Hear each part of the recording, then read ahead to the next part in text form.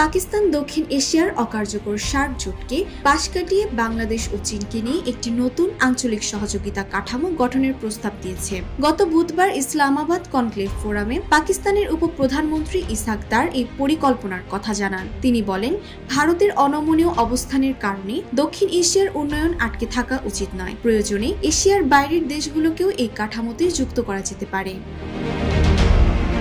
চলতি বছরের জুনে বাংলাদেশ, চীন ও পাকিস্তানের কূটনীতিকদের মধ্যে ত্রিপক্ষীয় আলোচনায় আঞ্চলিক স্থিতিশীলতা, অর্থনীতি ও জীবনমান উন্নয়ন নিয়ে যে কথা হয়েছিল তারই ভিত্তিতে এই উদ্যোগ নেওয়া হয়েছে। দক্ষিণ এশিয়ায় 200 কোটিরও বেশি মানুষের বাজার থাকা সত্ত্বেও সদস্য দেশগুলোর পারস্পরিক বাণিজ্য মাত্র 5%। বিশেষজ্ঞরা মনে করছেন, সার্কের এই স্থবিরতাই পাকিস্তানকে বিকল্প জোট গঠনের ভাবনায় ঠেলে দিয়েছে। দৃঢ় বন্ধনের আস্থায় শক্তিশালী স্টিলের আরেকটি নাম জেডএসআরএম।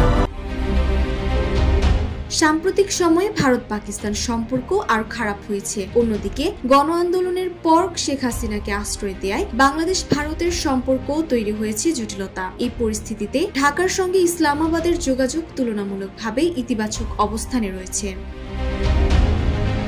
বিশ্লেষকদের মতে দক্ষিণ এশিয়ার রাজনৈতিক বাস্তবতা, ভারতের সম্ভাব্য প্রতিক্রিয়া এবং আঞ্চলিক নিরাপত্তার সংকট এই ধরনের জোট প্রতিষ্ঠা করতে বড় বাধা সৃষ্টি করবে। তবে বাংলাদেশ ভারত সম্পর্কের টানাপোড়েন এবং চীন পাকিস্তান ঘনিষ্ঠতা আঞ্চলিক ভূরাজনীতিতে একটি নতুন ভারসাম্য তৈরি করতে পারে।